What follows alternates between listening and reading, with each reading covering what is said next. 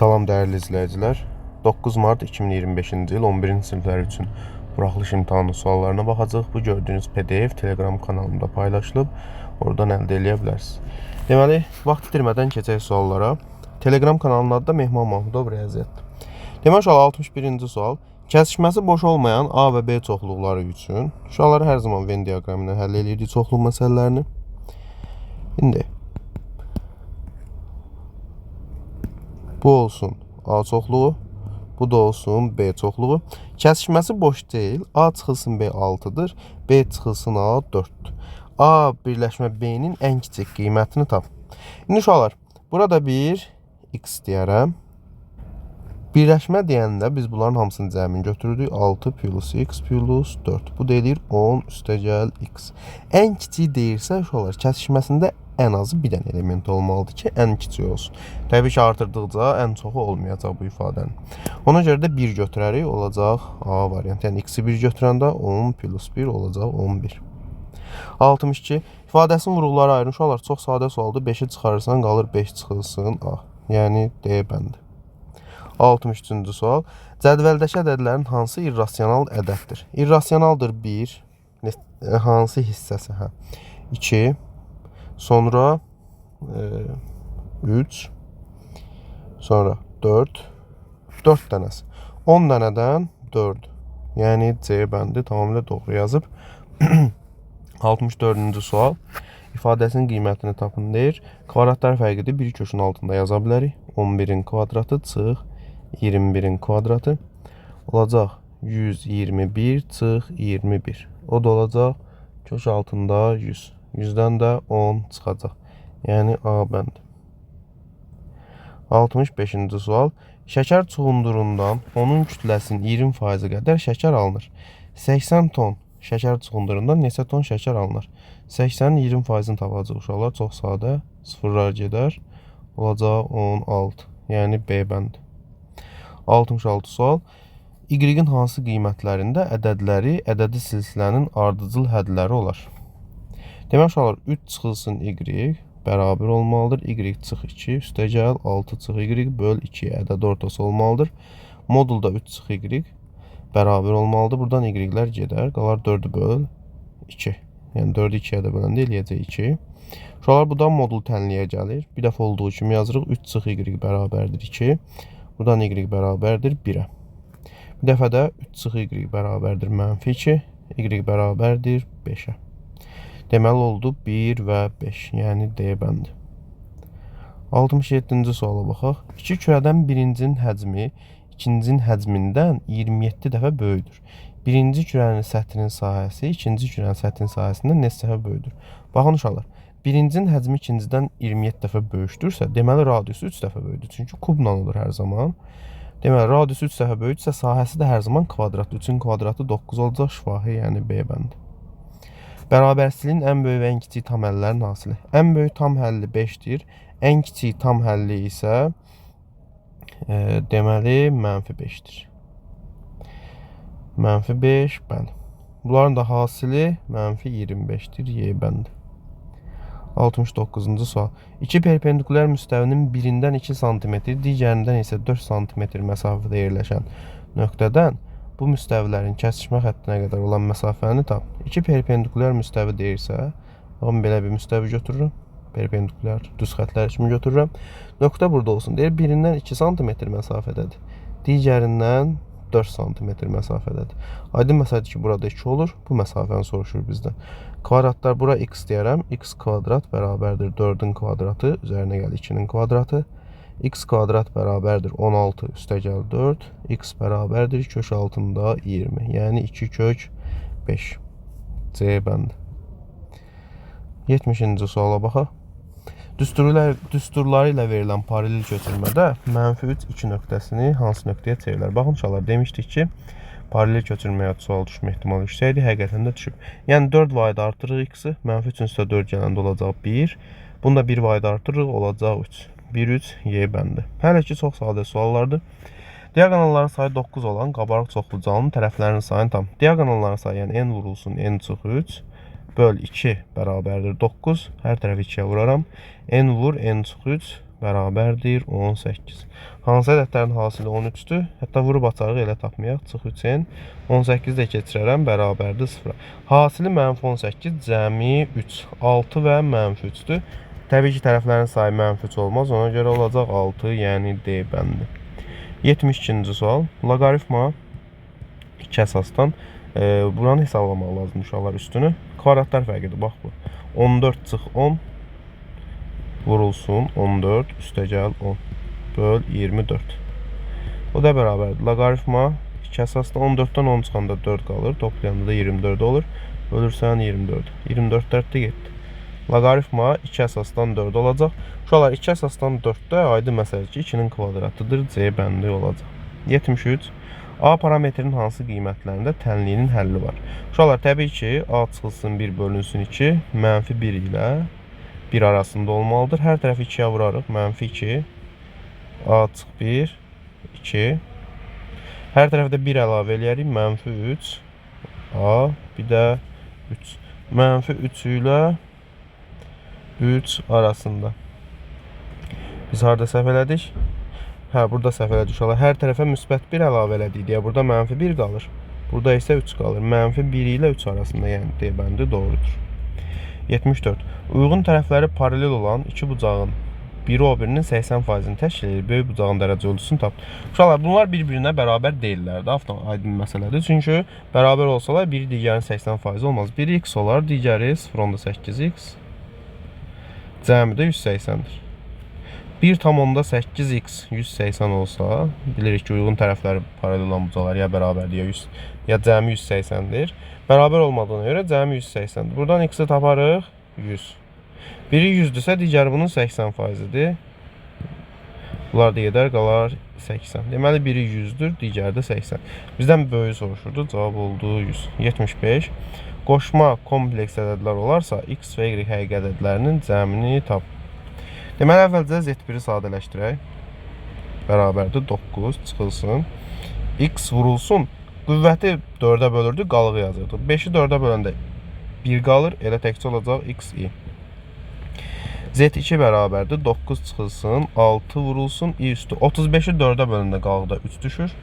Yəni olur i üstü 3. i üstü üstə i kvadrat vur i deməkdir. i kvadrat -1-dir. Onda Z2 belə olacaq. -1-i -6-ya vuranda üstəgəl 6i. Deməli, daha doğrusu 9 yox, y. Z2 y plus 6i idi. Z1-də 9 çıx x-i. Baxın, 9 çıx x-i və y üstəgəl 6i. Qoşmadırsa, bunun həqiqi hissələri bərabər olmalıdır. Deməli, y bərabərdir 9-a. Və bu, əmsal -x bərabər olmalıdır bunun əksinə, yəni -6-ya. Buradan mənfilər gedər, x də bərabər olacaq 6-ya. Həqiqətən də yerinə yazanda 1 olur 9 çıx 6i, digər olur 9 plus 6i. Bunların cəmi soruşur, 9-un altında cəmi 15. Uşaqlar, hesab səhv eləsəm, rəy bölməsində qeyd edeyim mütləq. Şagirdlərimiz də öyrənsin. Deməli, belə bir sualdır. 4 sinus kvadrat alfa çıxılsın tangens kvadrat alfa plus 1 vur kosinus kvadrat alfa üstəgəl 4 kosinus kvadrat alfa. Uşaqlar, biz bilirik ki, hər zaman tangensin açılışını yazmaq lazımdır. O bizim işimizi sadələşdirəcək. Və çıxılsın. Deməli, sinus kvadrat alfa böl kosinus kvadrat alfa üstəgəl 1 vur kosinus kvadrat alfa üstəgəl 4 dənə kosinus kvadrat alfa. Vurub atanda olacaq 4 dənə sinus kvadrat alfa çıxılsın. Kosinusu tək-tək vuranda ixtisar gedəcək, qalacaq sinus kvadrat alfa. Qarşısındakı mənfiyə görə bunu da buna vuranda olacaq çıx kosinus kvadrat alfa. Üstəgəl 4 dənə kosinus kvadrat alfa. Uşaqlar, 4 sinus kvadrat alfa, 4 kosinus kvadrat alfa bizə verir 4-ü. Üstəgəl bu mənfini də çıxarsam qarşıya, olacaq sinus kvadrat alfa plus kosinus kvadrat alfa. Bu da olacaq 4 çıx 1, yəni 3. Cavab oldu 3. 77. Tənliyin həll eləyin deyir. Uşaqlar, bunu belə yazaram. 3 vurulsun 5 üstü x. Üstəgəl 5 üstündə x plus 1-i yazaram. 5 üstü x vur 5. Bərabərdir 200-ə. 3 dənə 5 üstü x, 5 dənə 5 üstü x. Olacaq 8 vur 5 üstü x. Bərabərdir 200-ə.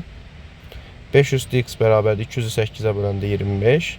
X də bərabərdir 2'yə. Təbii ki, 5-in kvadratı 25 edir. Tənliyin kökü oldu 2. Sonra belə bir bərabərsiz, daha doğrusu sadələşdirmə sualıdır. Deməli, burada qruplaşdırma eləməliyik. Uşaqlar, yuxarıdakı ifadəyə diqqət eləsəz, bu x çıx 1-in kubudur. X çıx 1-in kubudur. Aşağıdan da 2-ni çıxardaram. Qalacaq x kvadrat çıx 1. Bunu da açılışını yazaram. X çıx 1, x plus 1. Bölünsün də yerin dəyişənə vurulsun. Yuxarıda x plus 1, aşağıda da x çıx 1-in kvadratı. Uşaqlar, diqqətlə baxın. X çıx 1, x çıx 1-ə kvadratına vuranda olur x çıx 1-in kubu. Bu ikisi ilə bu kub gedir. Bununla da bu gedir. Qaldı 2-də 1. Yəni cavab oldu 2-də 1. Bu qədər. 79. Akt zalında hər sıradakı yerlərin sayı sıraların sayından 8 vahid çoxdur. Baxın uşaqlar, bunlar sıra olsun. X dənə sıra olsun. Hər x sıra olsun, hər sıradakı yerlərin sayı da bundan 8 vahid çoxdur. Olacaq x plus 8. Bərabərdir 384-ə. Sıraların sayını tap. Bu da olacaq x kvadrat üstə gəl 8x çıx 384 bərabərdir 0.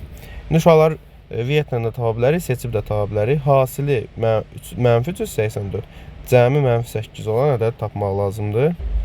Deməli, uşaqlar, hasili mənfi 384, cəmi mənfi 8, mənfi 24 ilə 16-dır. Mənfi 24 ilə 16. Təbii ki, uşaqlar, sıraların sayı mənfi 24 olmaz. Ona görə oldu 16. X-ı 10 tapdıq, sıraların sayını soruşurdu. O da oldu 16. Gəldik 80-ci suala. ABCD düzbucaqlısının B təpəsindən AC diaqonalına BM hündürlüyü perpendikulyarı çəkilib. AM 9-dur, MC 16-dır. Uşaqlar, baxın, bu düzbucaqlı üçbucaqdır. H-dır, H kvadrat bərabər 9 vur 16, yəni 144 edir. 144-dən deməli bura oldu 12. Düzbucağının sayısı 12 16-dırsa, bura olur 20. 12 9-dursa, bura olacaq 15. Bizdən də sayısını soruşur. 15 vur 20. Bu da eləyir 300. Məsələn. 81. Supermarketdə keçirilən uduş kampaniyası çərçivəsində müştəriyə hər birində 5, 10 və 20 AZN dəyərində alış-veriş kuponlarında yalnız biri olmaqla 28 zərf təqdim olunur. Deməli, 20 AZN-lik kuponların sayı, tutaq ki 20-lik bu olsun, 10-luq, bir də 5-lik. Düzdür? Deyir ki, 20 AZN-lik kuponların sayı 10 AZN-lik kuponların sayından 2 dəfə azdır. Onda bu x-dırsa, bu 2x-dır ki, bundan 2 dəfə azdır. 5 AZN-lik kuponların sayından isə 16 ədəd azdır. 5 AZN-lik kuponların sayından isə 16 ədəd azdır. Onda bu x plus 16-dır. X plus 16-dır. Müştərinin təsadüfən seçdiyi iki zərfdəki kuponların ümumilikdə 30 AZN dəyərində olması hadisəsinin ehtimalını tapın. Birinci, bunların hədlərini tapmalıyıq. 3x hamısını toplayarım. 4x üstə gəl 16 bərabərdir 28-ə. 4x bərabərdir 12-yə. X bərabərdir 3-ə. Onda 20 AZN-lik 3 dənədir. 10 AZN-lik 6 dənədir. 5 AZN-lik də 19 dənədir. Həqiqətən də cəm 28-i verir bizə. Deməli, 5 AZN-lik 19 dənə kupon var. 10 AZN-lik 6 dənə kupon var. 20 AZN-lik 3 dənə kupon var. İndi P ehtimalımız bərabər. Təsadüfən ikisi seçilir deyə 28 dənədən seçiləcək. Olacaq kombinizon 28-dən ikisi. Yuxarıda deyir ki, 30 AZN dəyərində olsun. 2 dənə seçmişəm. 30 AZN dəyərində olmalıdır. Məcburdur ki, biri 20 AZN-lik olsun, biri də 10 AZN-lik olsun. Başqa heç cür 30 manatı bizə verməz. Verərmi? Xeyr, verməz. Deməli, uşaqlar, burada diqqətlə baxsaq, deməli, biri olacaq kombinizon 3-dən 1, vurulsun kombinizon 6-dan 1. O da bərabərdir.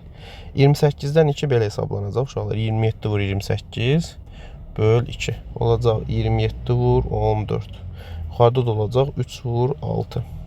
İndi bir də hesablayarım, uşaqlar. Ola bilər ki, burada hardasa səhv eləyək. 3 6 18 edir, yəni 9 vur 2 edir. Bundan bu gedir 3 qalır. Bundan da bu gedir 7 qalır. Oldu 21-də 1.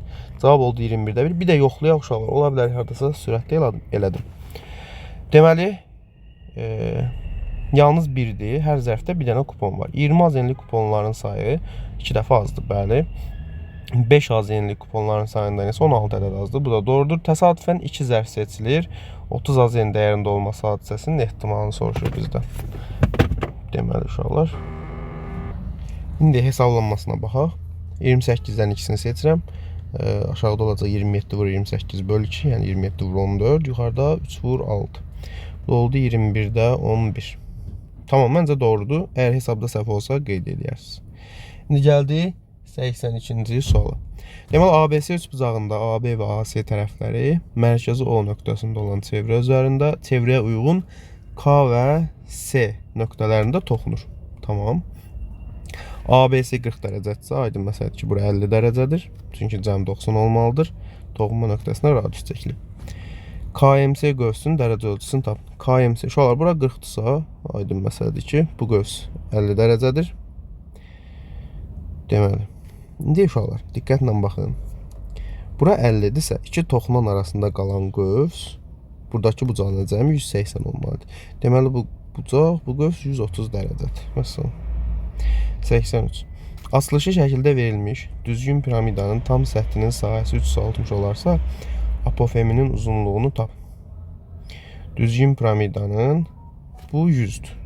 Düzdür? 100'dür. Deməli, bu tərəf A-dır və tərəfi olur 10.